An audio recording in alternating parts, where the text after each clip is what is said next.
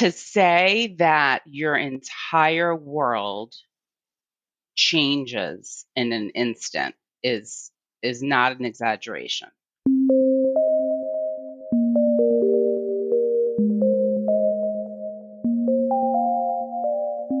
Hello, you are listening to NPE Stories. This is a podcast where NPEs can share their story. I am your host, Lily, and I found out I was an NPE through an ancestry DNA test that changed my life forever. NPE is a term that stands for not parent expected or non paternal event. This means that one or more of our parents are not who we believe them to be. NPE Stories is a podcast where NPEs can share their story of what their original family was like, how they found out they were an NPE, and what their journey has been like since the day they found out. And welcome to episode 101. And today I am speaking with Meredith. Hi, Meredith. Hi, Lily. How are you? I'm good. I should note that we are going to be calling your story Meredith K's story, just to differentiate you from, we had a season 1 Meredith as well. And second Meredith. I'm second Meredith. Okay. Thank you for being willing to share your story today. Oh, thank you. I was searching for somewhere to share my story. And I was so excited when I found you and I was able to reach out. Well, everyone appreciates it so much. I get loads of emails from people that really identify and get so much out of listening to people going through something similar to them. And I say this all the time, but I don't know your background. I don't know your story. So I'm also going to be just listening to this authentically live today. So if you could first start at the beginning and give me some background on kind of like what your family was like growing up, and then take it from there and how you found out you were an NPE. Sure. So I come from a traditional nuclear family, a mother, father, a brother, myself, 2 children, suburban household. From the outside, everything looked perfectly normal. From the inside, it was crazy. It was chaos. My brother was a couple of years older than I was, and very high energy, always in trouble. Um, Became a by drug addict, multiple addictions as an adult, a felon. I had rough relationship with my parents. Their attention was mostly focused on my brother and his issues. Um, and I actually had such a rough relationship with my parents my entire life. I stopped talking to them as an adult for, just to kind of save myself from the insanity of my family. And my mother actually died. And I got a phone call to come to New York that she was in the hospital and she passed away. And I had to, take control of my father, who at this point had dementia and really couldn't take care of himself. And I collected him from New York and took him to Connecticut with me. And actually, at my mother's funeral, I'm sorry, some of my father's relatives at lunch suggested, "Hey, have you guys ever done a DNA test?" And I said, "That's something we've never done. I'm not really interested in that." And they were saying, "It's so interesting. You really have to do it. You can find out all about food allergies and milk allergies." And I said, "I'm not really interested, but thank you. That's great." And we moved on. But we went home and my daughter and my father convinced me. I bought the tests and my father and I each did a test and my daughter did a test. She sent hers in about 2 weeks earlier than we did. And when she got the results, she was a little bit taken aback because I grew up thinking that I was Jewish. My mother was Jewish. My father was Jewish. We weren't practicing, but we were a Jewish family. My daughter's results came back, and she came back something like 20% Jewish. And I thought that was a little bit odd coming from a father who's not Jewish, but a mother who's Jewish. She should have 50% Mm-hmm. parentage there. Mm-hmm. A couple of weeks later, I was so excited. I got an email first thing in the morning that my results were in, and I excitedly clicked that link, and I logged in and I saw my daughter, match daughter, and then I saw a whole bunch of names that I didn't know. Not a one. Complete shock. I thought, oh, all right, well, my father's stuff isn't in yet. Let me click on my DNA history. And I clicked over to my DNA history, and it showed 51% Jewish, and it showed Italian and Irish and English and French. And I thought, well, that's bizarre. That is absolutely bizarre. There's been no mention of anybody from any of those areas. And interestingly enough, a couple of hours later, my father's results came in. And I clicked on his and I entered in his username and password. And his results popped up, but my daughter and I were not a match to him. And that's how I found out that my father was not my father. And to say that your entire world changes in an instant is not an exaggeration. Um, it was in a way a confirmation. I never felt as if I belonged when I was growing up. I struggled. I wanted affection, attention from my parents, but it was constantly given to my brother, who we later found out as adults was adopted but was never told. Oh, wow. Yeah. So now, in the meantime, it's 6 o'clock in the morning. My father is sleeping in my spare bedroom, and we do not have a good relationship. And we had been fighting, and he shuffles out into my kitchen. And I said, Dad, our DNA doesn't match. And he looked at me and he said, Is there breakfast? And that was kind of it. Um, for a couple of months. What? Yeah. And in the meantime, dug like crazy. I did research and homework and every spare chance I got if I wasn't at work. It was the weekend because I remember it was a Saturday morning. I think I spent hours on the phone that day with a complete stranger in Minnesota, a friend of a friend's, um, who had helped her find her birth family. She was adopted. And I reached out to several people on my ancestry page and got in touch with a cousin, a third cousin. My newfound cousin, Jen was her name, was helping me try to narrow down the players in her large Italian family down to who could possibly have known my mother around the time that I was conceived in Yonkers, New York. Um, and it was an interesting journey because she has quite the colorful family. And I have to correct myself. I have a colorful family. It's my family too. It turns out that there is a whole mafia branch, which was kind of exciting to me.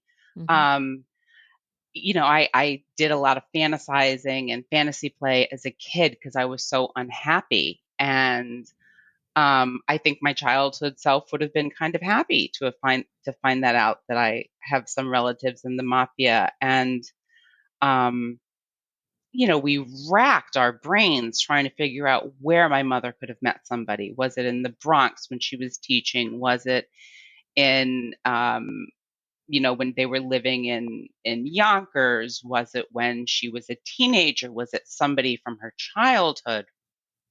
And then I don't remember the connection. She narrowed it down to two people. And one of them was he had a crazy mafia name.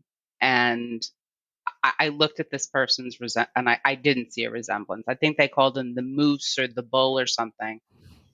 And then she showed me a picture of another person, Dennis. And I don't know. I looked at the picture and and I thought, all right, well, what's the connection? Where did he live? And we tried to piece that together.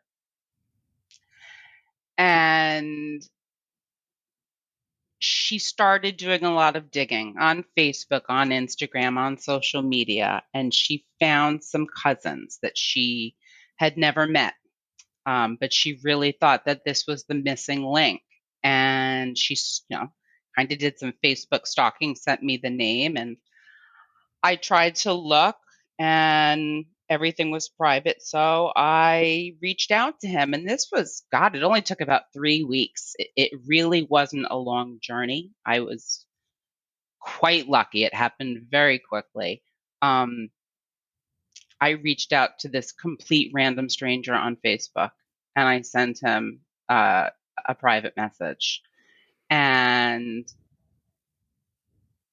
he got back to me and he said, "Who are you?" And it was very, hold off, standoffish, but he was definitely interested. And I typed a little bit more, told him about my cousin Jen, our mutual cousin, and how I found out that I'm not who I thought I was. And he asked if I wouldn't mind calling.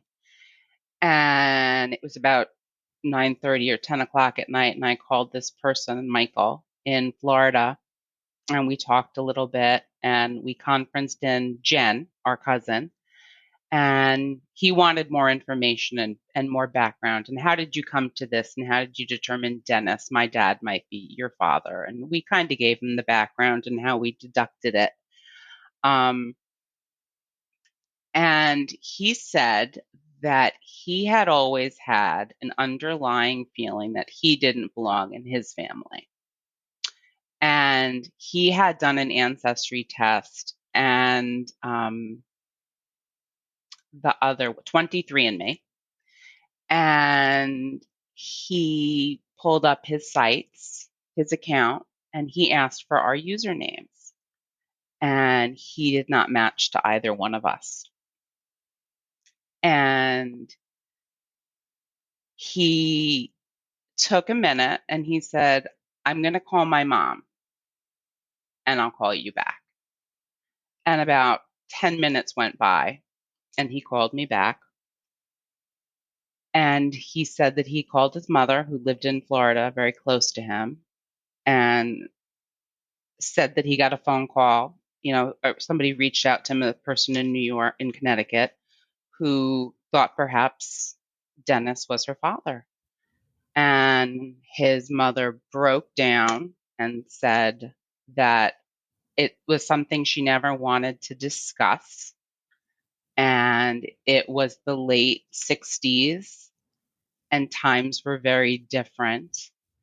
And they were neighbors. My parents and Michael's parents were neighbors. And my mother got pregnant with me. And his mother also confessed that Dennis was not his father in the same conversation. Mm. So that was really all she wanted to say. Oh my gosh. And I found out that I also have an older brother named Dennis Jr., who this is just so funny. It blows my mind. I have pictures of Dennis Jr. playing with my brother Matthew in a playpen. They were neighbors in a garden apartment complex in Yonkers. And Michael had one more conversation with his mother, the only one that I know of that's happened since. And she said that she got into a little bit more detail and explained it was an affair. It was not partying, it was an affair. And And when my mother got pregnant, she asked my father if they could move apartments and never really gave explanation. And Dennis remembers being very small, Dennis Jr., and his mother having a fight with another woman. Um, so the only adults that I thought knew about me was my mother, my father, Dennis, my birth father, and his now ex-wife. They wound up divorcing because of all the secrets I found out. But Dennis Jr. does not want to speak to me. The ex-wife does not want to speak to me. That generation is very closed off, very secretive. I reached out to his second wife, my birth father's second wife, because it turns out my father passed away in 2012.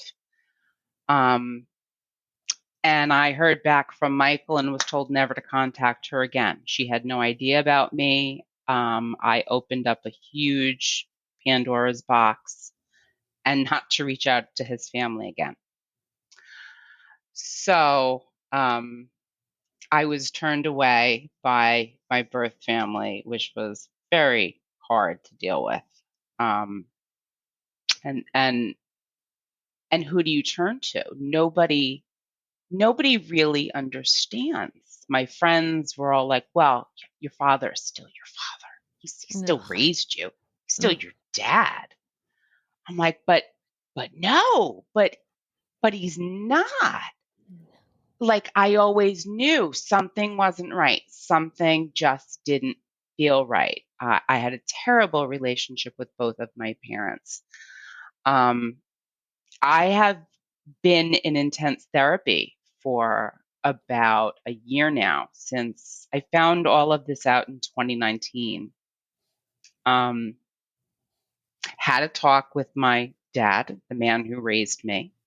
Eventually, he said, we got to talk about this DNA thing, and I explained to him who my birth father was, and his mouth dropped, and his face turned bright red. He was horrified. He remembered him. He said, that was my friend, that was my neighbor. Mm. And he said to me, I have no children. Oh. And my stomach I felt like I got kicked in the gut. And I said, Dad, I said, you have me, you have Matthew. Well, you're not mine. And it really hit home. It was a turning point for me.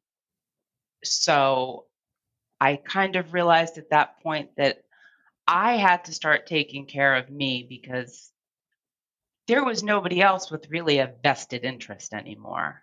Oh. And I searched for a therapist who had some sort of background with NPE. And it turns out I really couldn't find somebody who it was tough, but I found somebody who specialized in childhood trauma. Mm. And I have done so much healing and forgiveness towards my birth father's family for not being ready to talk to me. And I understand that that's not something they're ready to deal with, and they may never be ready. But I had to come to peace with this, and I had to figure out, oh my goodness, all these pieces of my childhood, all these things that never made sense. Why did my mother treat me different than my brother? Why, why were there always whispers and accusations of affairs? So I wonder, did my father suspect? Because I think back now, my father accused my mother often of having an affair.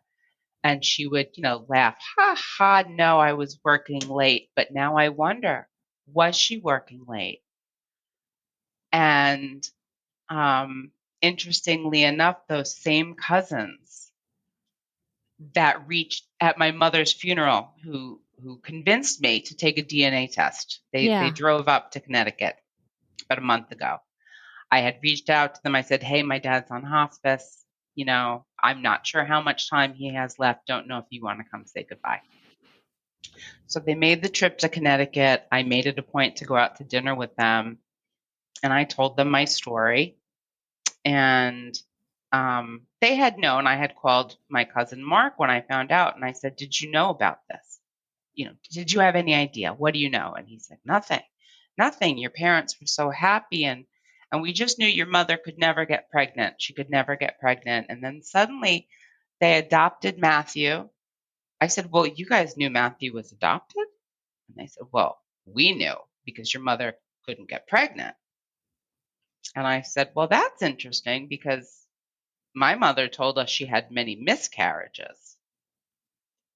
And so things just, I'm sitting at this dinner in the middle of a restaurant thinking to myself, something's going on. Mm. And he said to me, well, I really didn't want to tell you on the phone when you called me. And his children were there, his adult children, and they said, Dad. And I looked at him and I said, what didn't you want to tell me? And he said, I think my mother and Aunt Doris knew. And I said, what do you mean they knew? And he said, I remember when you were born, someone saying the baby has Jay's nose. And my mother, his mother, Francine, said, well, Jay had a nose job. And I remember, yes, my father had a nose job. And we used to joke with him and tease him and say he got his nose fixed. And he would say it was a deviated septum. Mm-hmm. But my uncle Sammy questioned it. And he said, well, if Jay had a nose job, whose nose does the baby have? And apparently there was a fight. And my mother admitted that my father was not my father. But he never told me this in 2019 when I asked him, and waited until, September 2021 when I'm having dinner with him. And he's telling me, well, my memory's bad. And well, you remembered that. And it really hurt because, again, he said, but Jay's still your dad. And I said, I said, but what if? I said, what if? What if I had the chance? What if I had two dads? What if I had a dad named Dennis that I got to visit that wanted to do things with me and was interested in my life and was there when my kids were born? And I think I really shocked my cousins, but, I don't think that people really understand how hurtful words are. Mm-hmm. And finding out that you're adopted or finding out that you're not who you thought you are, every fiber of your being changes. You're no longer the person you thought you were. You question everything. Yeah. I don't feel a connection to my name, to my first name. Yes. I don't feel like my maiden name. I don't feel like the married name of the man I'm no longer married to. I don't want to take on a name of somebody who didn't raise me. Mm-hmm. But I don't know who I am. And thankfully I've got a great therapist and friends, but it never goes away. You always wonder. And sometimes I'll be driving and the weirdest thing will happen, maybe a song or a memory. And I'll wonder, well, what if things were different? What if I knew him? What if he tried to contact me? And I think I try not to dwell on the what ifs because those are hard. Mm-hmm. Those are the hardest things to deal with, the what ifs, the questions. What if I had a great dad? And I didn't. And that hurts. That's really hard. And I'll never get a chance to know him. And maybe he wasn't a wonderful father to the two kids that he did raise, but I'll always wonder. Um, and I know that he did spend time with them. I mean, Michael has told me, and that's hard. But I also think I'm lucky I found out who he was in that aspect. I'm not still searching. I've seen pictures. I've seen a lot of pictures. I have baby pictures. I look like him. I look just like him. I know where I got my freckles. I know why I was born with red hair. Um, I'm Irish. I think, I had no idea I was Irish and Mm. Italian. I bought a St. Patrick's Day t-shirt. Hmm. I, my kids laugh. They're like, Mom, the only thing you can cook well is Italian food. And I wonder, well, maybe that's why. Maybe Mhm. because it's in the blood. And I finally feel a connection to something. So I try to look at the positive.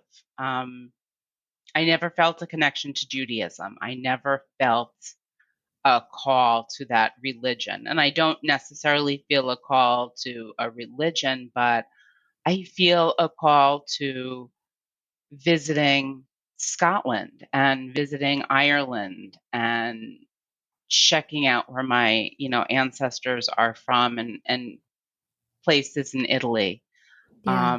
I've met my cousin Jen. I've met her brother John. I met her son.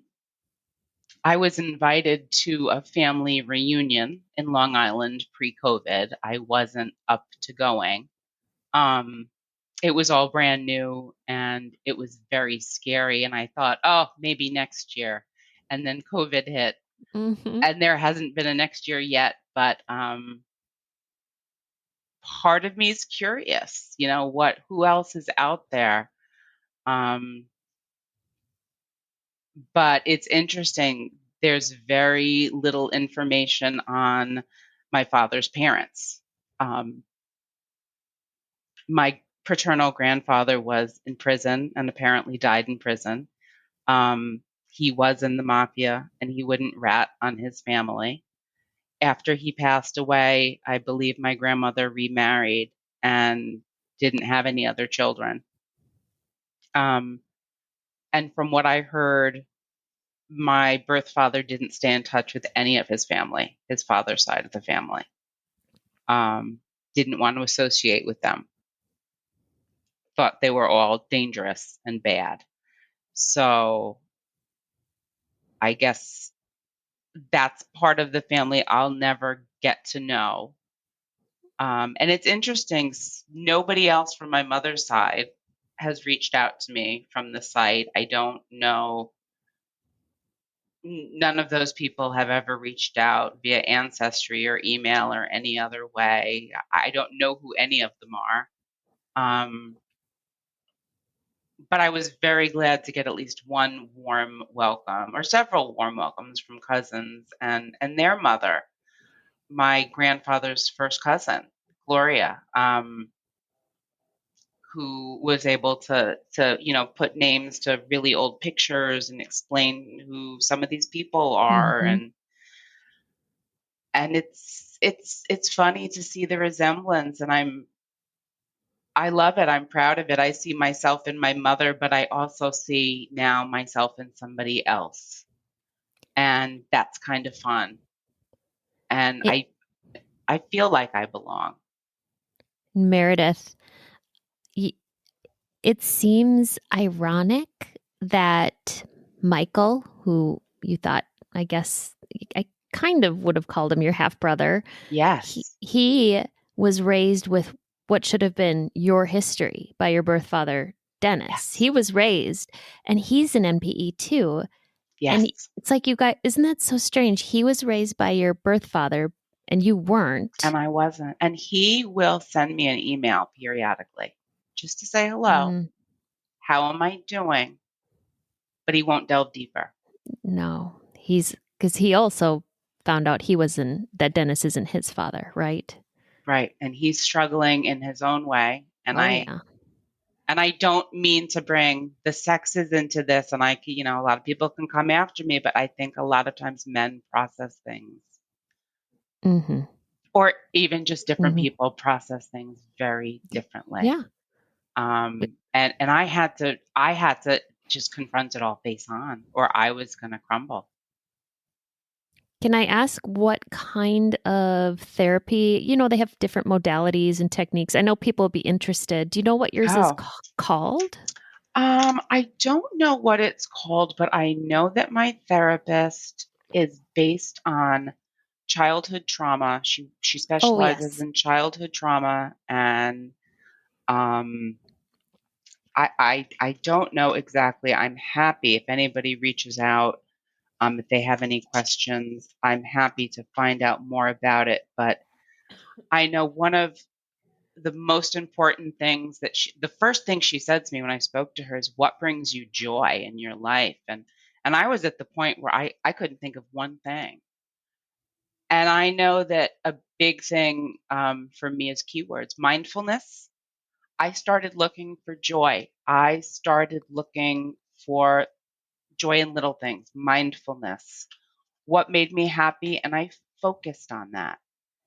And I gave myself permission to say no to people who were toxic, Mm-hmm. which was huge for me. I'm taking care of my father. He's now in an assisted living facility, but checking in with my therapist, she can say to me, hey, accept the love your father's willing to give, but then walk away. So it's a lot of healing. It's focusing on finding the good, processing what you're feeling, and then moving on to the next emotion, focusing on what you can control. So I'm building my own little healing bridge. And I'm a paper person. I like notes. I have a notebook. I write, you know, she's given me permission slips. I like to have paper reminders. She sent me permission slips. Here's a permission slip to be lazy on a Saturday because you were, too upset to do anything else. A lot of people beat themselves up. What if? I could have, I should. I think a lot of NPEs, a lot of people with childhood trauma, maybe abusive relationships, we have a lot of guilt. Yeah, we carry a lot of guilt. We should do this. We have to make people happy. But, I'm learning it's okay not to. I've got to take care of me. And it's okay if people don't like that.